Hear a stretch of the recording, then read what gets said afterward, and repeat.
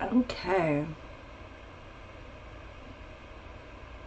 So we should be live. I'm not seeing anything yet on my page showing up. Oh, there we go.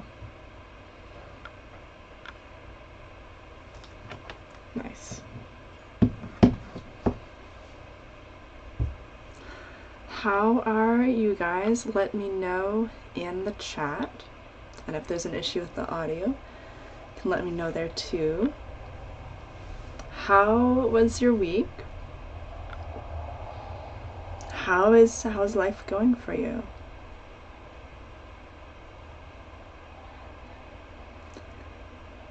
I've been dealing with being sick, and that's been quite rough. It has been a lot longer than I thought that it would go on for.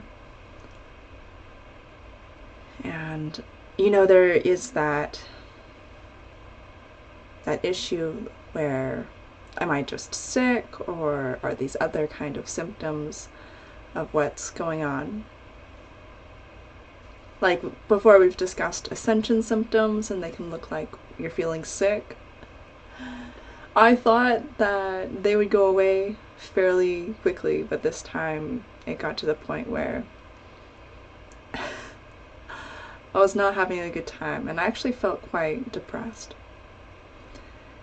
The thing that came up for me was a judgment of myself, that I'm not where I want to be in my life, that, you know, what's the point of this, just not being happy, and judging myself that, you know, I haven't made a situation that is the kind of situation that I want to be in.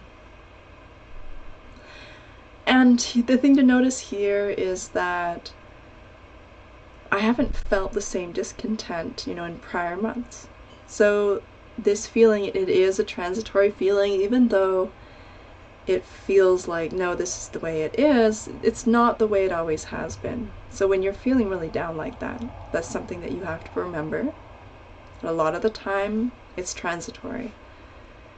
So looking at it deeper, it can be things that are coming up within you to be purged. And this has been happening for a while. I would say that it caught me off guard this time because instead of, you know, it felt like this external energy that didn't feel very good, this felt like me, and was specific to me not feeling good about myself. Hi Paul, thanks for coming. You've been through those kind of symptoms. Oh, yeah, it's not been fun. And going through bouts of self-doubt, yeah. And this is difficult because, you know, I remember back, and there's been times where I've felt a lot of positivity, a lot of optimism. But absolutely, you know, Paul said he's purging, and it is a time of purging. Whether things are coming up within you or outside of you, things can be really intense right now. So it doesn't matter what's coming up, but it does matter that whatever it is that you're being kind towards yourself about it. So for example, I was criticizing myself for, you know, I'm not doing a good job at work because, like, I have a headache and I'm not feeling good from being sick. And it persisted for quite a while. So it's been like an ongoing issue, like this whole week. And, you know, if you're going to criticize yourself for conditions that are more challenging than what you'd normally have to deal with, and you're not doing the same level of performance that you normally would because you have more challenging conditions, that is not being loving towards yourself, and not even being realistic. Like if you're being harsh towards yourself because of that, and you say you need to be harsh towards yourself, and that's realistic. no, if you're struggling, then it makes more sense to be kind to yourself while you're struggling, instead to layer on top of this extra blame and guilt. I was listening to Lee Harris today talk about the themes for February. One of them that stood out to me was the theme of where we're entering into a period where a lot of things are changing, definitely for the better, but sometimes you can have this contraction period where you're going through a lot of the self-doubt and you're kind of doing that last bit of purging before something really beautiful and amazing shows up. So the contraction before the expansion period. So March is supposed to be a really big expansion period, so there can be like these last things that you're cleaning up within yourself and within your life. So that can be showing up. It can be showing up, I want to change this thing, and it's something that is preparing you for this expansionary period that's coming up. Even if you can't see what's coming, right?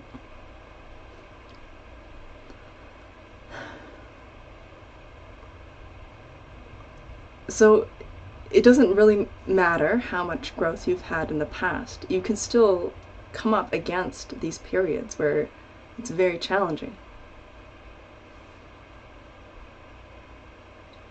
And you can temporarily lose sight of the bigger picture. So here's some encouragement for you, and I'm going to try and remember to encourage and uplift myself through this process too. Even if you're down, it doesn't negate any of the beautiful things that you've been working on creating through your persistent thoughts, maybe through your actions, through your meditations, through your visualization, whatever you've been focusing on. A lot of that is still there for you. Definitely feel as if I'm preparing for something big. And we know something big is happening within us. And we don't know the details, and we can imagine some of the things that could happen, which could be really amazing.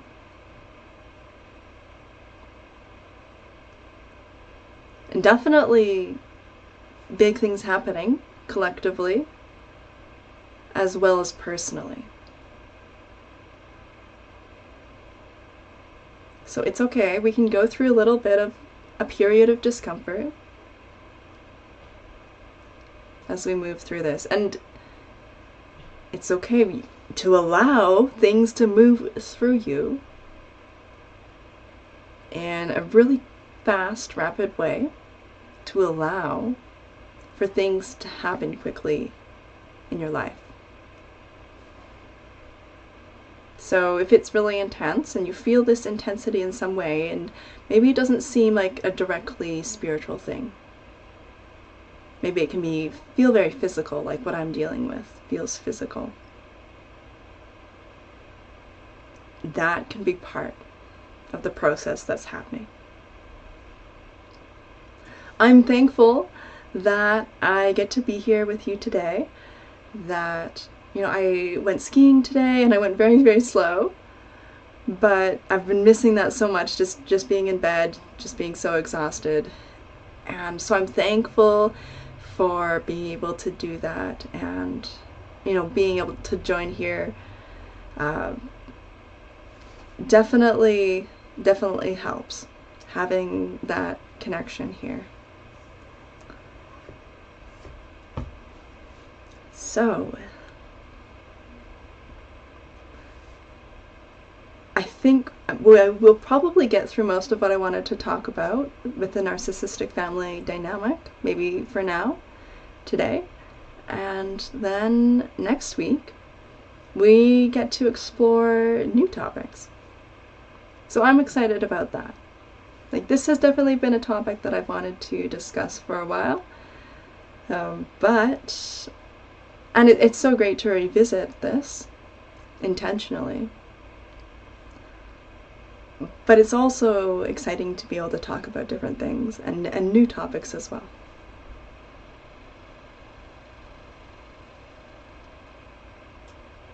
So, the narcissistic family dynamic, part 2.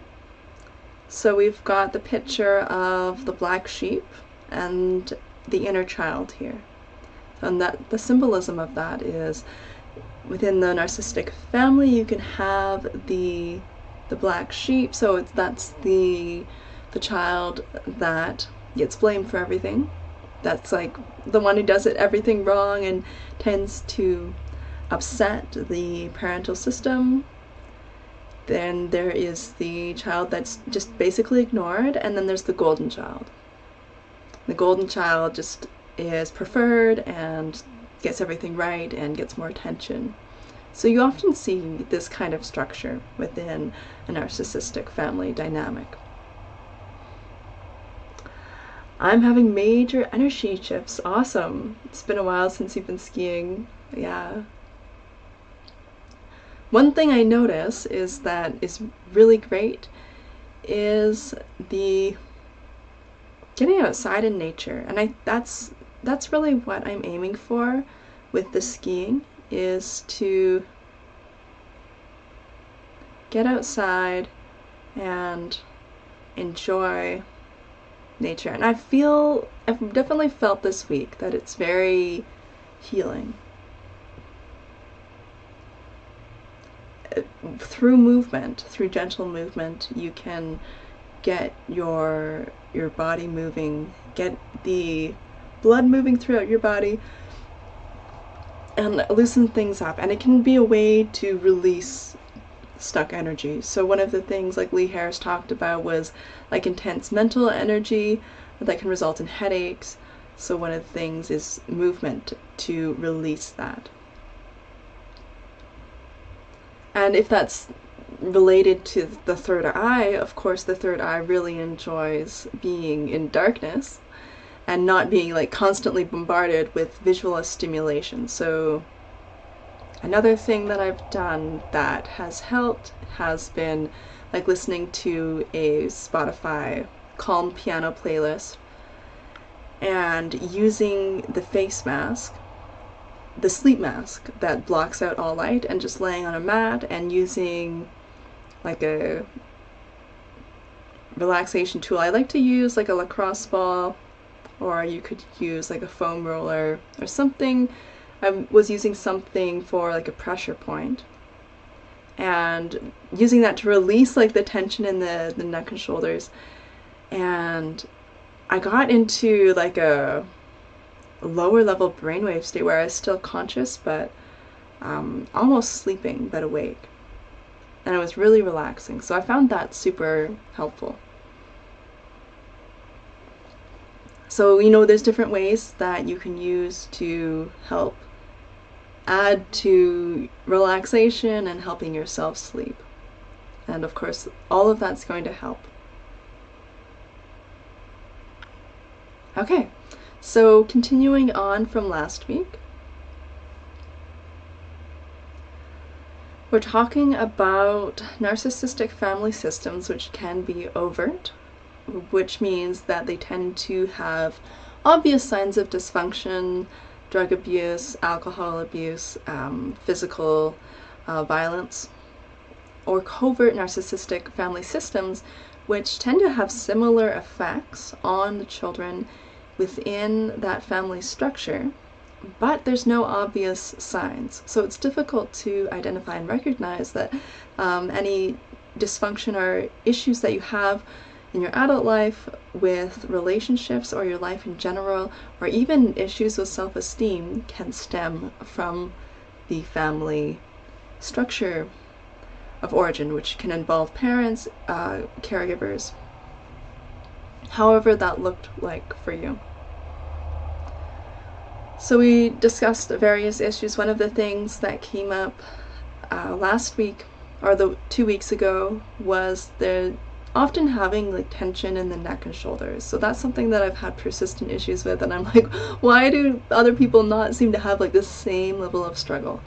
Well, it can be something that this is something that you are healing through and working through directly within yourself. Because we all have these different things that we are living and healing through and working through in our lives. So our personal nemesis, our personal struggle. So we are experiencing and transforming and transmuting these different energies.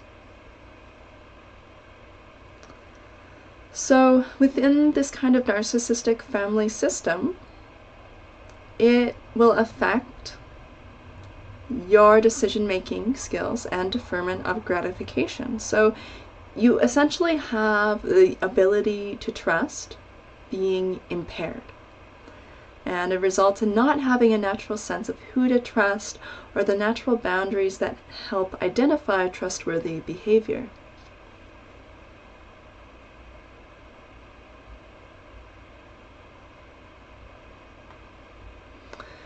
So I called this the mangled trust sensors. So difficulty in figuring out what, who's trustworthy, how do I know I can trust this person, and then there's this compensation for that. So there's initially not like struggling with trusting, and then a compensation for it. So sharing too much personal information too soon, being gullible and believing things that doesn't make sense that you should be believing, and maybe later you look back on yourself like, why did I believe that? Why did I trust that person? Like the signs were there. But there's this compensation for this lack of trust by this overgiving of trust. And also a tendency towards trying to find the perfect person who will meet all your needs and solve all your problems. So that's an issue with relationships that you're likely aware of that does show up. Doesn't necessarily mean that if you have that problem that you had a narcissistic family structure growing up. This is a symptom that could show up in other cases as well, but it's a symptom that shows up here. So, and also a tendency to get hurt as a result of not being able to sense what is appropriate. So this is such a struggle, and rather than saying you're broken, I would say it's more simply a lack of developing these skills. So we'll talk about this a little bit more. So there is a tendency to automatically give trust without evidence by someone's behavior that supports that person is trustworthy. So this is a skill that hasn't been developed. And this further amplifies the cycle of getting hurt, and then, I don't want to invest in relationships because I always get hurt. And so I think what they're really pointing to here is this naivete, and it's this childlike quality and this innocence because of this stunted personal growth that didn't happen in childhood, that would normally happen within a healthy family system. So yeah, you've got someone who hasn't developed trust in their own perceptions, their own character, ability, or worth. And this results in difficulty in long-range planning. So that's one of the symptoms that you see. So it's not as if you can't develop these skills and abilities, but instead of it happening sooner in life, where it would be expected to see this kind of symptom, it happens later in life. So when you're an adult and you're having these issues and you haven't figured it out yet, and it might seem strange or might seem odd.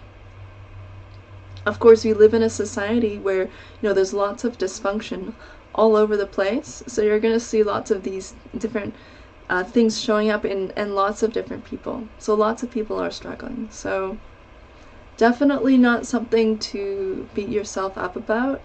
And understanding that a lot of these kind of issues are going to show up with lots of people, and you're not the only one, and there's going to be varying degrees of difficulty that people have with this kind of thing.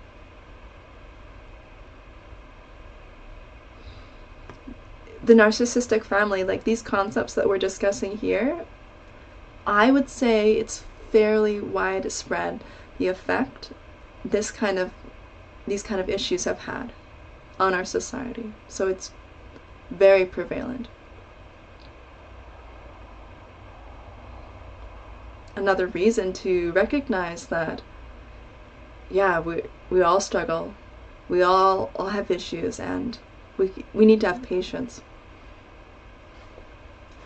And protect yourself, take care of yourself, and recognize, you're not always going to be able to expect the highest standard from other people. And, this makes dating a whole mess. You've got people with all their different issues. So, like, what you can expect out of dating, like, a lot of the times it's not gonna be amazing, it's not gonna be great, until you find a partner, or you find a peaceful, stable relationship where, like, you've done your work, they've done their work, and together you can provide a peaceful, harmonious relationship where you have the skills to discuss things and bring light to deeper issues and develop that intimacy of relationship in a really mature, mutually beneficial way. I've had a past avoidance problem that I'm still working on, especially when it comes to trust. Yeah, I hear you, Paul. I recognize this within myself, and it's so hard because you wonder, like, is this a personality issue, or is this directly and fully related to childhood trauma? Because what we're talking about it's childhood trauma. Yeah, that's the thing, this avoidance, this issue of avoidance, it's a mechanism that has helped you stay safe. And even in your adult life, it might have helped you stay safe from situations that would have been hurtful or harmful to you if you didn't have the skills to be able to navigate them in a healthy way. And I definitely see that within myself and my lack of experience in relationships, that the avoidance route was the route that I chose and that I took. It's definitely not a bad thing. So, talking about decision making and the deferment of gratification, which really affects your ability to be successful in the world around you, which affects your mental health and your self-esteem and your relationships, of course. So, when you grow up in this family system, there's a lack of ability to trust in your own abilities to gain the eventual payback when you see a goal and you're like, I want to work towards that. And you have to remember, as children, you don't understand that, yeah, I can work towards things and I can do things that are challenging. Like, there isn't that ingrained sense developed. I used to teach piano, and I had to teach children to learn how, we work towards getting better at playing this song, and look at how your skills have grown, and look at, don't you feel good about yourself that you're able to accomplish this? We have the year-end recital, and they perform in front of people, and it's a really exciting thing because they get to see their progress, other people get to see their progress, and it's a beautiful point in their own development. So in this dysfunctional family system, you don't get to see that payoff. There's that lack of opportunity to see, yeah, like, I can do this, and that I'm going to get a reward or benefit from the effort that I put in. Because you've got a situation where you've got other people changing the rules or presenting insurmountable obstacles to suit their whim. So that's when you've got the parental structure that is demonstrating infantile qualities, like they're acting like the children. So you've got the children being parentified and being pressured to take care of the needs of the parents. When you don't have parents acting like parents, then, like, this is a big issue. Promises aren't kept. Outcomes depend on the whims of the parents, and they're not related to any effort on the child's part. And this becomes ingrained. This becomes, okay, so this is the world that we live in, right? The family structure, that reinforces the beliefs that this is what the world we live in looks like. And it's really, really difficult. So I've felt this so strongly as an adult, feeling trapped and feeling helpless and not having that trust in myself. If I go outside of this kind of structure and get help, like, I'm actually gonna get help. And this helplessness makes it really, really difficult. So I felt that paradigm that, at the outside world, it's the same as the world within this family structure, and you kind of get trapped within it. This is scary. It is huge, huge, huge to personal growth. To go outside the family structure, and even though there's people that are going to be similar, there's also going to be some people who you can connect to and who can relate to you and who can support you emotionally. And that's what you need. So you've got this environment that's very chaotic. It's difficult to make predictions about what will happen. And there's no incentive to work towards something, which is really sad. Kids really need that environment where they can get that. There's no discussion often on realistic limitations. So that goes back to promises being made and not being fulfilled, because there's no awareness or discussion on what's realistic. And some people want something and other people want something else, and it has to be within the parent's ability to give that, because they might promise something that is just they promise it because they want to look good, but then they don't follow through because, like, either they don't want to, or it's not something that they could realistically have given in the first place. So there's this lack of accountability.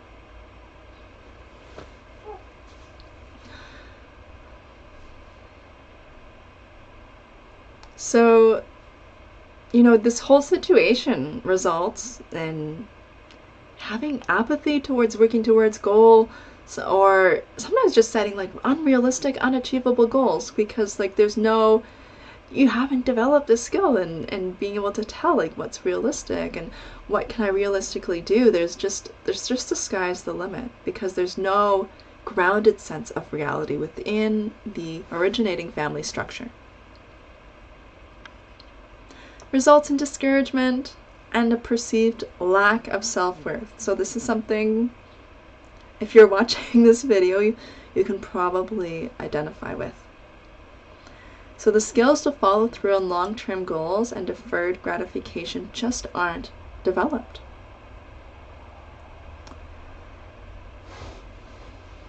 So when you have this situation, what happens is you end up with a gravitation towards immediate ways to improve your mood instead of developing long-term solutions and working towards them. So, like food, alcohol, shopping, sex, instead of meditation, exercise, developing skills that will be useful in the workplace, developing hobbies and skills that will make you interesting as a person and will add to your enjoyment of life.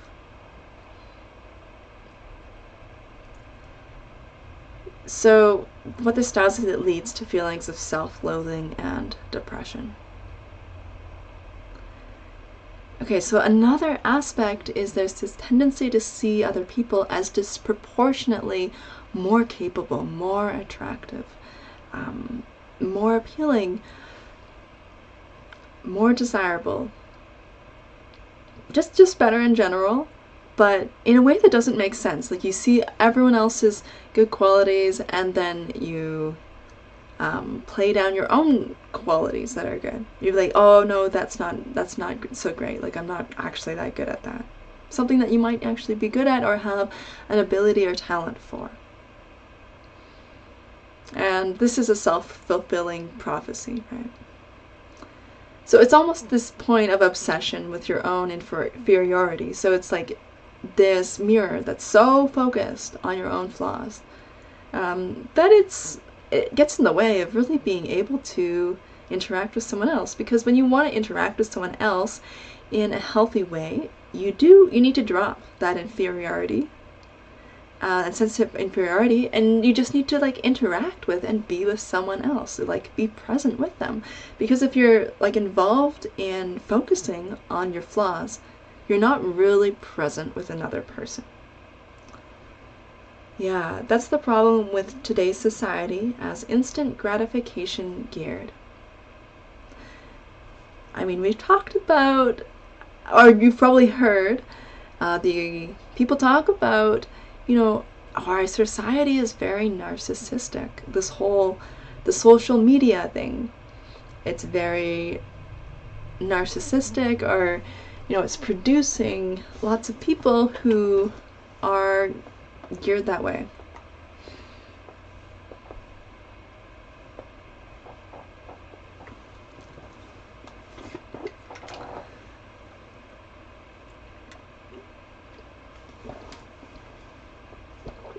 My camera went out of focus. I'm trying to see if I can get it back in focus. I think that's better. Yeah, so, you know, and you can see the parallel here, right? We talk about narcissism, we talk about instant gratification. Now, within the space of this discussion, we see the link. Because at the root of narcissism is really an inability to connect with yourself as a whole, who you truly are. Connecting with yourself in an intimate way. Having the wholeness of your being.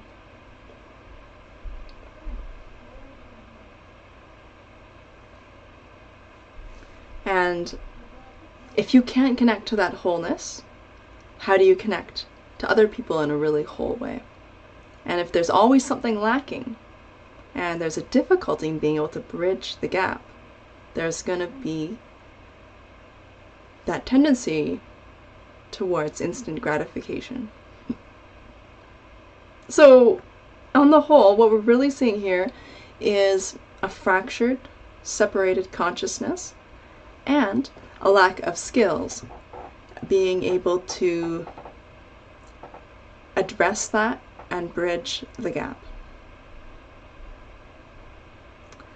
Okay, so we also see a lack of ability to forgive your own mistakes while forgiving the mistakes of others. So this is something that's present within the adult survivors of this narcissistic family dynamic. There is often constant self-criticism about the idea that you could have done something better. Despite, you know, you have limited knowledge at the time, and you do your best that you can. And that's why, you know, in the process of healing, it's important to really get in touch with reality. Discovering how, you know, you assumed that you're all-powerful, all-knowledgeable, and you could have done it better when you weren't. You had limitations, and that affects, you know, your ability to be able to achieve the things you want, to be able to have the kind of relationships you want. And all of this, like, it creates this miasma that adds to this environment, which can feel very chaotic. Because if there's the expectation that you can control everything, you can feels like you can control nothing, like, you can't really make progress. So within the narcissistic family dynamic, kids are raised to predict what others expect of them and to meet other people's needs. Instead of learning about themselves, they spend their childhood taking care of their parents' or their caregivers' emotional needs. And that ends up in not really knowing yourself. And then you have difficulty in deciding and discovering what you're really suited for, because you missed out on this whole period of discovering what you're suited for, or trying different things out, because you're so focused on taking care of the emotional needs of adults. What happens then? Well, other people's ideas and opinions of what you should be doing heavily influences what you end up choosing, or the kind of people that you choose to be around, instead of your own intuition, your own sense of what's good for you. And then this doesn't work out in the end, because other people's expectations and opinions of what you should do, it might be tied more closely to what they should be doing, not you. So there's this lack of connection to your own skills and own abilities. Okay, so again, unrealistic expectations. Why unrealistic expectations? Because you grew up in an environment where you were expected to control the emotional mood of other people, which you can't. Or there's this idea that you could control it. Like a fantasy, they can control it to shield yourself from the chaos that's going on there. So, there has to be this dissociation from reality to be able to continue to survive in that kind of environment. So it's this lack of being in touch with reality. So if we want to talk about reality at a deeper level, what we're really talking about is that you are valuable and intrinsically worthy of love. And this is something that was so difficult for me to understand. I was in church one time, and this lady was trying to explain this to me. And I was like, but that doesn't make sense. I couldn't connect to it.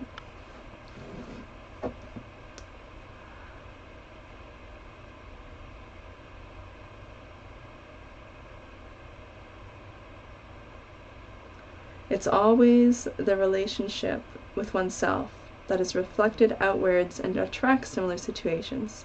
It's the frequency and vibration playing the pivotal role. Yeah, people-pleasing. Yeah. And part of this game is really becoming conscious and becoming aware of these unconscious influences. And not investing in yourself. Absolutely, Paul. Yeah, so that's a huge thing. And I had a friend who I saw was not investing in himself. He had a master's degree in engineering, and I gave him this book, and I said, I think you should read it. And later, he messaged me and said, he'd moved and he'd gotten a new job.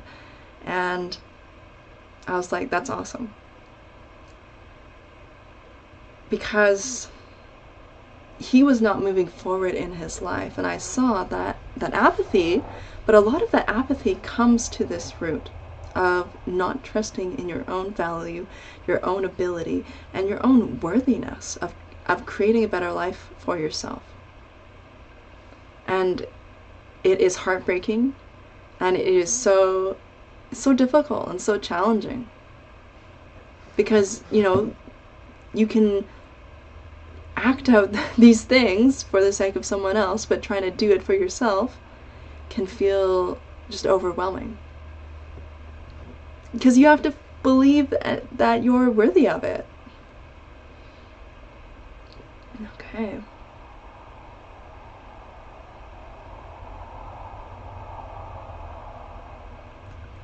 Yeah, yeah, Paul is such a wealth of wisdom. Love the perspective on expectations.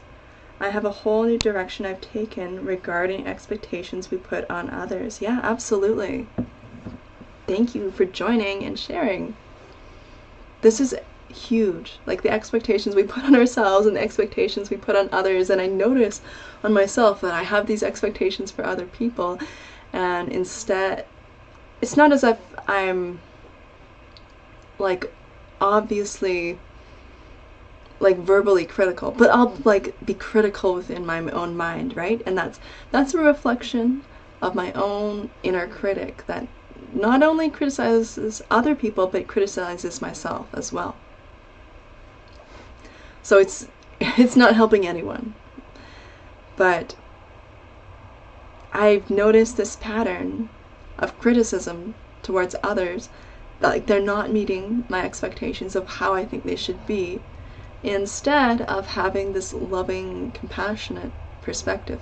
Now, if you want to be loving and compassionate, you also need boundaries.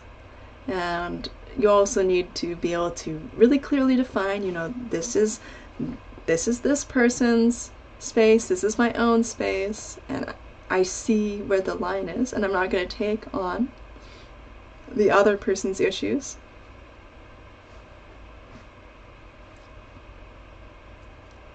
But the more that you find healing within yourself, the more space you can have compassion for others while also respecting your own needs. Yeah, this underlying sense of worthiness and not feeling worthy. Yeah, so that's super huge.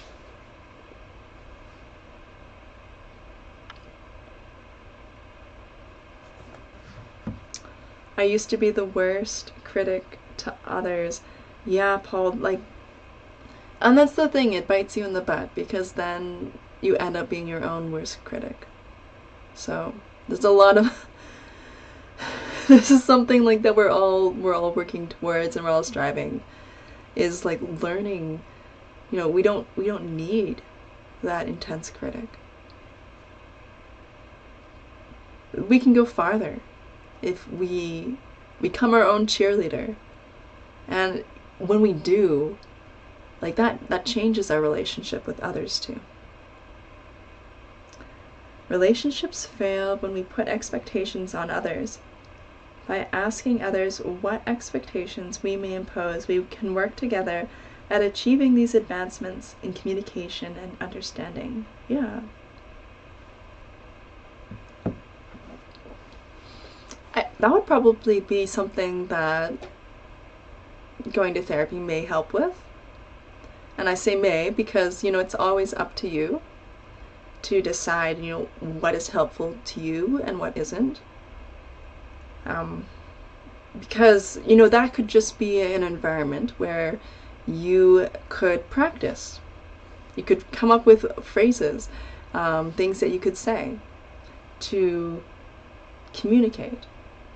Like asking what expectations are realistic.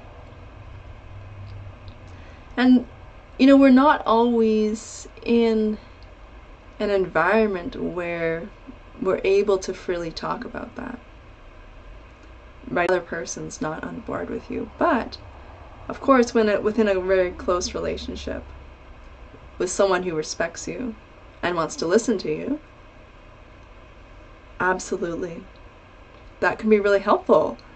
And we don't ever see this happening within media, like within TV shows or within movies, like people just sitting down and talking about these things, right?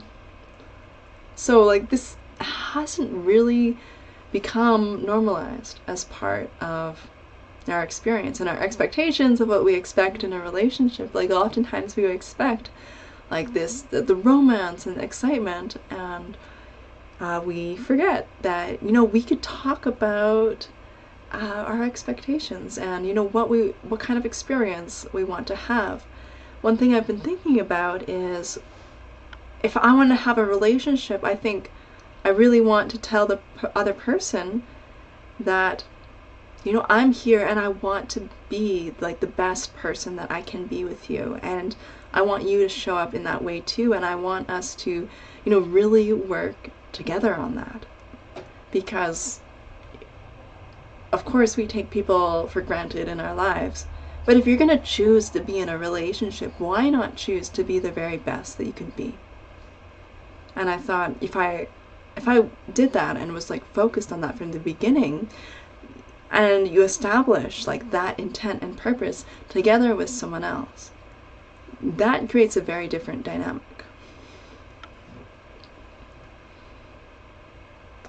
I'm not sure therapy is the place to attain this. I have learned by being chewed out for opening a door for a lady that expecting return when we freely offer is the beginning of balance.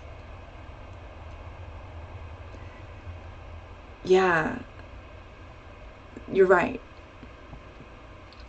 So the issue with therapy is that it's not always a safe space. Like, and here's the strange thing, like, you don't know this person, so you haven't developed trust, and just because they have credentials doesn't mean that you're really going to connect with and relate with them, and they're going to be able to give you the kind of support that you need. Oh, don't worry about how it's worded. You can explain it again, but I feel that what you were explaining came across. And you mentioned the point where like expectations of behavior, like currently it's all over the place. It's like, it's very strange. Yeah, you'd think that holding a door open would be a reason to receive some gratitude. I try and always say thank you when someone holds a door open for me. And that's yeah, I'm sorry that you went through that.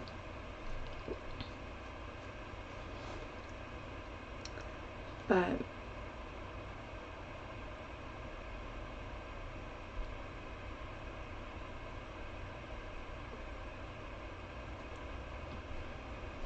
you mentioned balance, and like there has to be this reciprocal nature to a relationship. And you said, we must not freely give if we expect a reward. I do for free now. Oh, excellent. Amazing point. That like a lot of the times we do expect something. And at the very least, if you're polite and considerate, you expect people to be polite and considerate back to you. But ultimately, like, the most beautiful offer of what you have is something that is freely given and not transactional in nature. Like, the highest potential for our relationships are ones where there's not this transactional nature to them, where it is freely given. Of course, there's a point where you have to evaluate what you're able to freely give. You're not always going to be able to give everything, because you have to give to yourself first.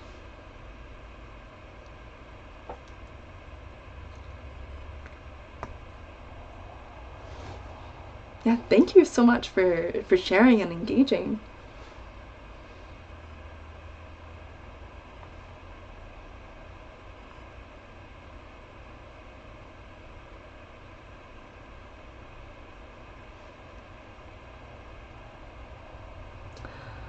Oh, I'm so sorry to hear that about your mom. Like, and that sounds so much like what we're discussing here, that there's punishment, like, doesn't matter what you do. And then, like, it creates this internal chaos. Like, you can't trust and you don't know what's gonna happen. So it's like, you do it the right way and you get punished for it, and you do it the other way, you get punished for it. So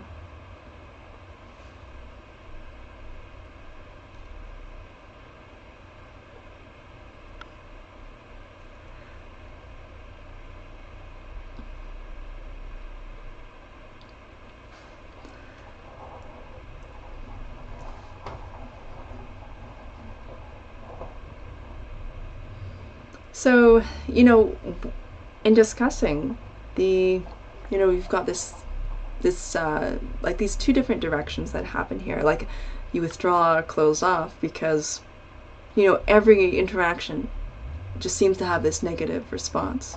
Or you like work overly hard to try and get some kind of approval or validation. So, and that can result in burnout, where you're just giving.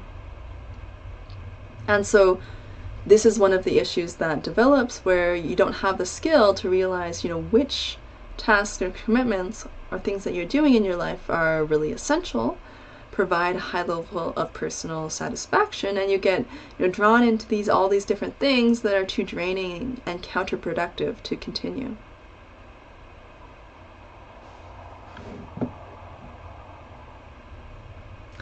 My mom was an absolute hero. Watching her get chewed by Dad was where things breached my protective element.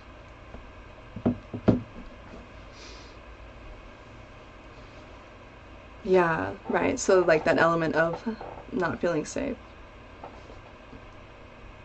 It sounds like I misunderstood. But like that's awesome that you have someone that you feel was there for you. But again, having this environment where safety is not a priority. Yeah, that's really, really difficult to deal with.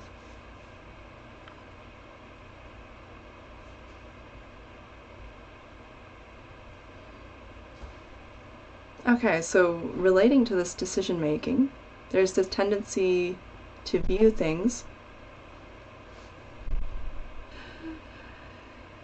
Yeah, no problem. Thank you so much for sharing.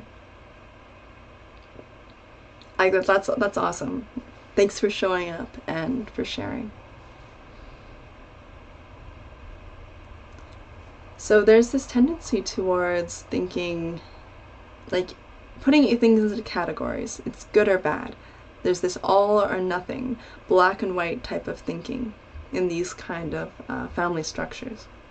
Applying moralistic right and wrong to every situation. And a big thing about should, rather than choice and consequence.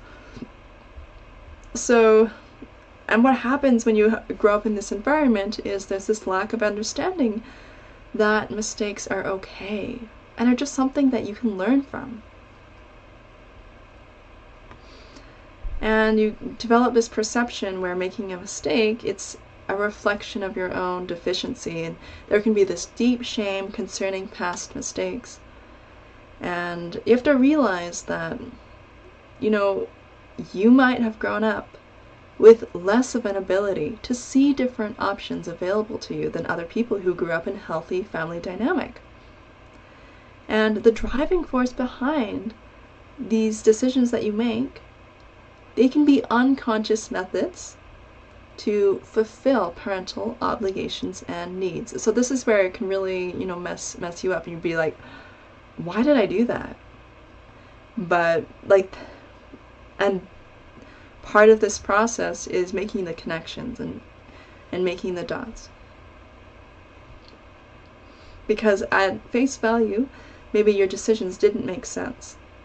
But looking at them closer and at a deeper level, they can be reflections where, you subconsciously are trying to fulfill those parental expectations, which ultimately didn't make much sense to begin with.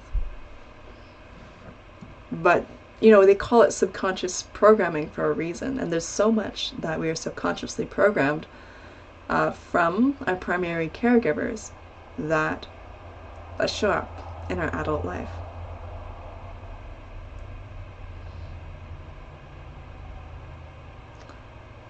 I teach my crews about the culture of fear, a very destructive part that prevents people from developing their potential.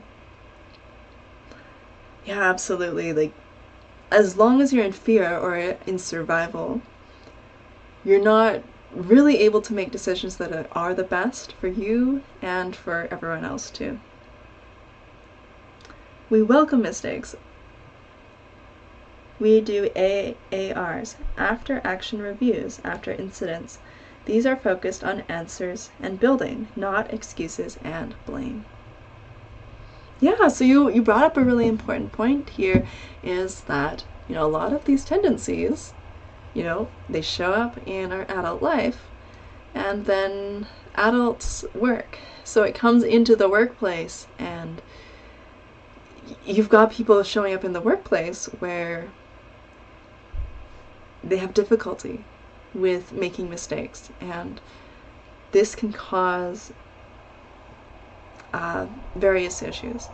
So safety risks, it can cause, you know, not like a safe environment to be in where you can acknowledge mistakes and actually fix them.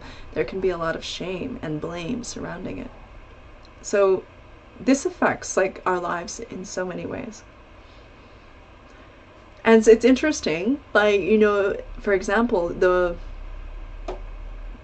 way that you're dealing with, you know, these kind of issues in your workplace, it can actually provide an environment where people can heal, where they can see, you know, this is how we deal with this in a healthy way, and then they can actually start to unconsciously or consciously go back and start to look at, you know, a lot of the beliefs and attitudes they had growing up, and actually start to do some healing by recognizing, you know what, like, I can see how, like, I need to work on this.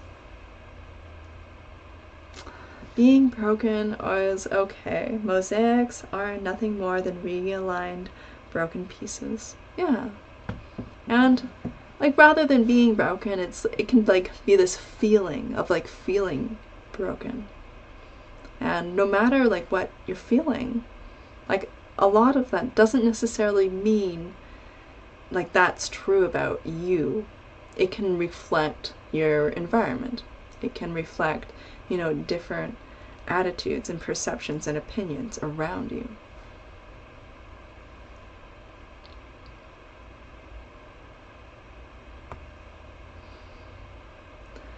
Okay, so we're going to talk about intimate relationships. So intimacy requires trust, requires letting people in, dropping a defensive stance, and communicating openly. How many times have I been like arguing with someone in my mind, and I can see, you know, that a lot of that is that defensive stance. There's this stance of come closer and go away, where like I'll let you in, but not for too long, and don't get too close. So there is this desire for connection, but this fear of getting hurt. So there's this duality. So I've brought this up in prior videos. So this leads to frustration, hostility, and broken relationships. And you've got this cycle of pain where someone's in pain.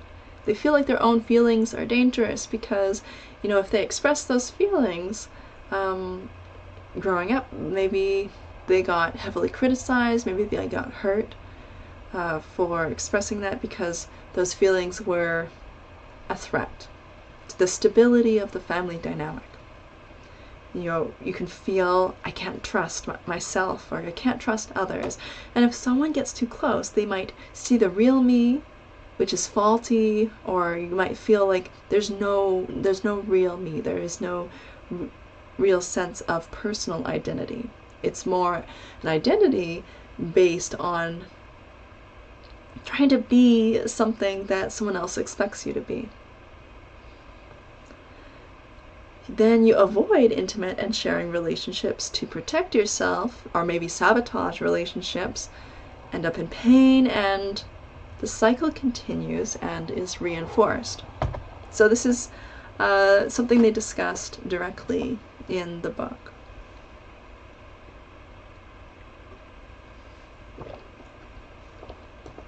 So everything I'm discussing today is directly from The Narcissistic Family, the book by Stephanie Donaldson Pressman and Robert M. Pressman.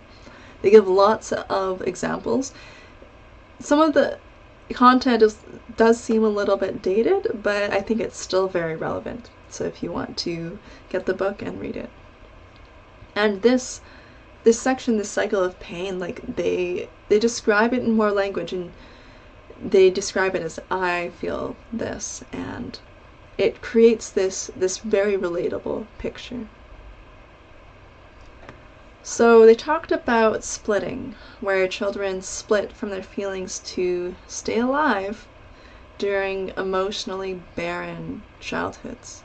So they can't let themselves see the reality of their situation, because like their fears of abandonment are very real, and they genuinely have no one to rely on, and they have to pretend to themselves that everything is okay in order to maintain some sense of coherence, to try and piece together and keep together something that's very chaotic.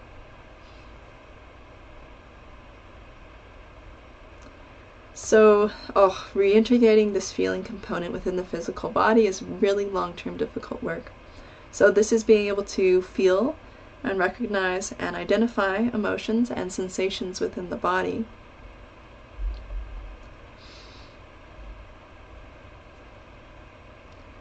And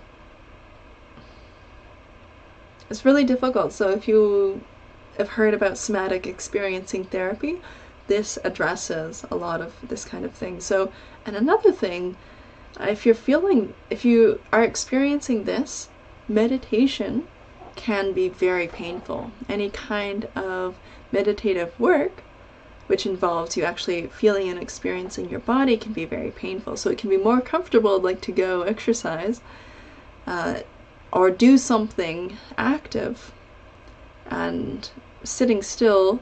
Like I've gone through this point in my life where I could not sit still and feel my body because I was in so much pain. Like I had to be moving, I had to be active.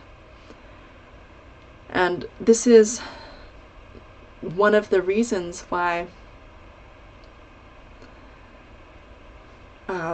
maybe therapy, maybe the modalities that they offer through therapy, or like different kinds of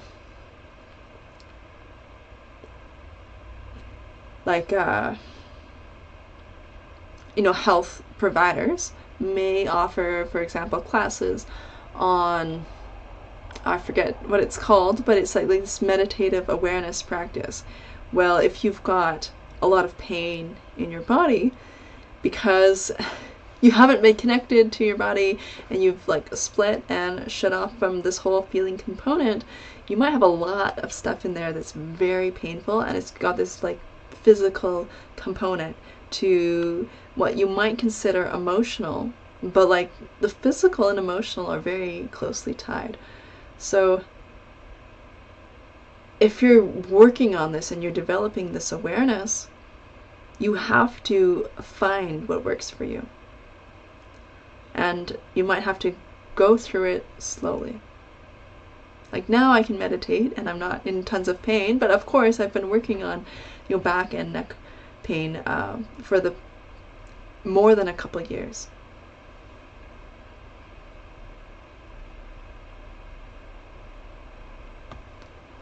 Okay, so discussing intimacy and sex. So we're not going to be too much longer here.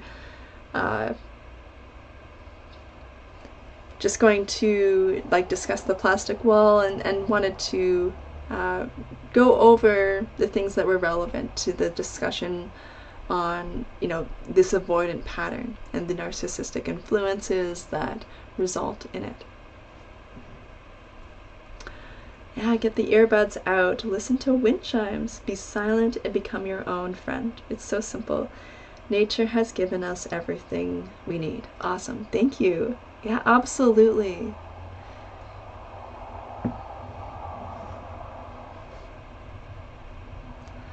So with intimacy and sex, it's like there's a big difference between recreational sex and sex as an expression of deep feeling and commitment.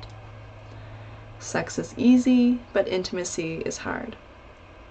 So often, sexuality is stressed at the expense of intimacy. When you have grown up from this kind of narcissistic family dynamic. That is if you have an avoidant pattern, maybe you're going to avoid everything altogether. But if you tend towards a different kind of attachment style, then like this can be an issue for you. And it doesn't really matter whether, there's a lot of negative energy towards sexual expression, whether it is in either extreme, where you avoid it completely, or there is this extremity in terms of indulgence in it without any kind of connection. And this can be detrimental when it becomes a pattern of behavior where you're craving intimacy, but you're not able to connect with and engage in it in any way, and it results in hurtful, painful situations. So there's a tendency to not have close friends, have difficulty with same-sex friendships, and as a result of not being raised in an atmosphere of acceptance and unconditional love, there can be a belief that a friend will only like you if you meet their needs. And there can be a belief that it's difficult to meet others' needs because within the parental structure, it was, needs were always changing, and it was like this constant difficulty in figuring out like what do they want, then this can be overwhelming. And there can be this wiring to expect painful rejection because like I just can't meet this ever-changing demand. So there's this tendency to become very intimate very fast, only to abruptly pull away, or even just letting people in emotionally. So there can be this craving of intimacy, but also fear that your own defectiveness will become apparent to the other person and they'll reject you, or there'll be other issues. So another thing, you're defective, like you can't meet their needs. So to combat this, there can be this controlling pattern where you're attempting to control the degree of intimacy, and that is to try and deal with the discomfort, because whenever you have discomfort show up, like you don't always recognize it. Like, oh, I'm feeling uncomfortable. Well, maybe this is showing me something that, like, there can be something that I need to work on here. And instead of recognizing that, you can just go straight into the pattern. Too often, intimacy is viewed as a potential bludgeon. Great way to say that. Without intimacy and connection, you are my friend and sex will not be a component. Yeah, so sometimes you have to recognize that other people engaging in that is not going to be nearly as harmful it is for you. So, and here's a big thing is that, different people have different degrees in which they can engage in this kind of behavior and come out unscathed from it.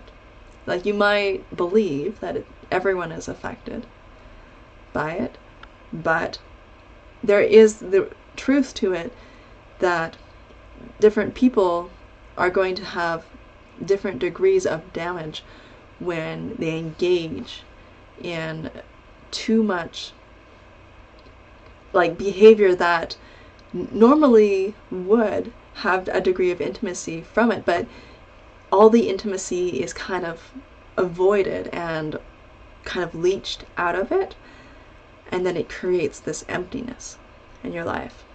So, which kind of reinforces the problem, because like, how do I get out of this? Because it feels like there's no solution. So, and I'm big on that. Like, I I don't want to engage in those kind of relationships where there's not going to be like that intimacy and mutual benefit, or like a really deep level.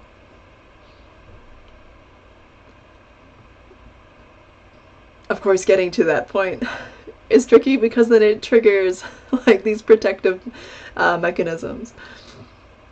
That is why we need to connect with people who are not expectation driven. Yeah, absolutely.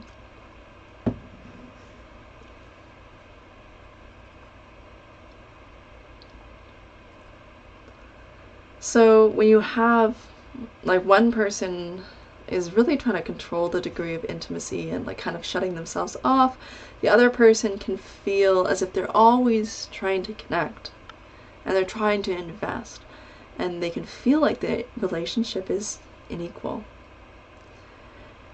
And you know, if you're acting out feelings of fear and this out of controlledness, like sometimes that can result in someone ending the relationship before the other person ends it, and then the partner can feel used and hurt and like abruptly rejected, but they don't understand why.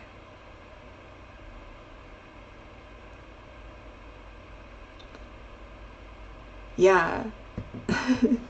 You said that you have zero room to judge, and yeah, I mean we all do, right? We all do end up judging other people and judging ourselves. But you know, recognizing that is helpful. But you know, I don't think you're off at all. I think you're very on point, and you understand, you know, what you need for yourself really well.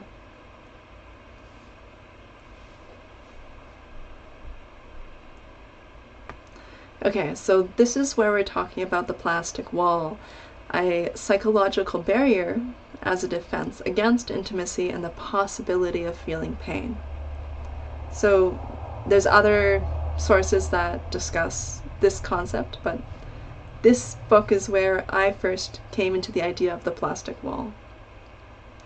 So it's where you can appear to let your walls down and be emotionally available in an appropriate way, sometimes, until you feel threatened, and results in you detaching, becoming aloof, cool, and distant. And the significant other can suddenly feel cut off. And the more threatened someone feels, the more intellectual, cold, quiet, withdrawn, and detached they become. So it's using intellectualization as a coping mechanism. And it often occurs in high-functioning people. So you think like, well, this is someone who's got it together, who's mature, but then they suddenly demonstrate this behavior and it's very disorienting. So, okay, the good thing about the plastic wall is that it can come down in an atmosphere of support and caring.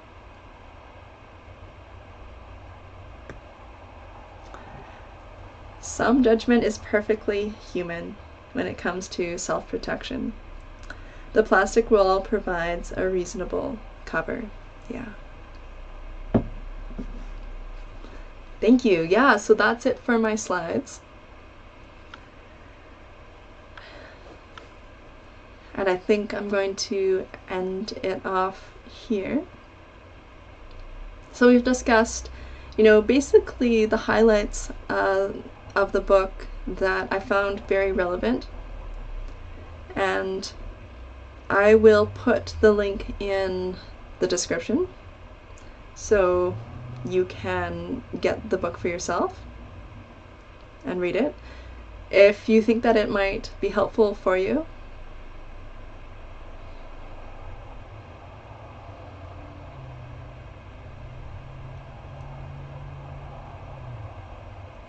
yeah, thank you so much, Paul, and thank you so much for the other person who is joining in the live chat.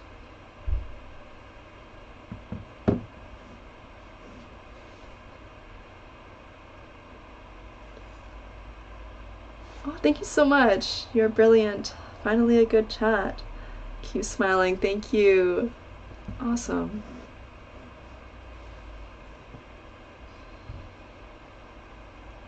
yeah, I feel really blessed to be able to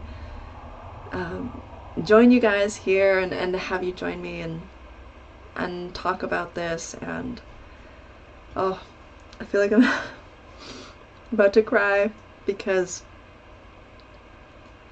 it's so good to be able to, you know, discuss these kind of things that are very vulnerable and affect us at a deep level.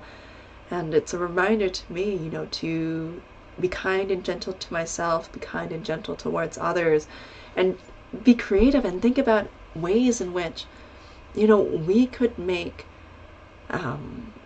situations that could normally be stressful for us, that are, because they're triggering us, into beautiful situations where there is healing.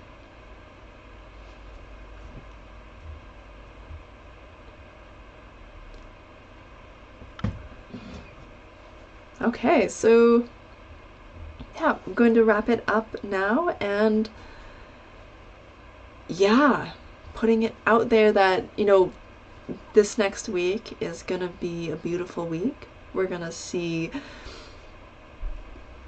ourselves having incredible health and engaging with other people in a beautiful way, you know, maybe in ways that we don't expect, but ways that lift us up, that remind us to be the best versions of ourselves, and where we find moments where we can live out that potential within ourselves, because we all have these choices every day that bring us closer to how we want to live and who we want to be.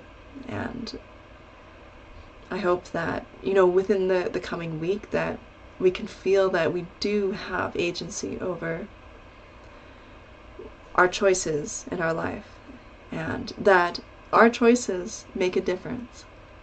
And one of the biggest choices are things that we talked about today. Just having love for yourself and love for others, and compassion for yourself and for others. Yeah, so thank you so much. And yeah, we'll see you next week. Bye.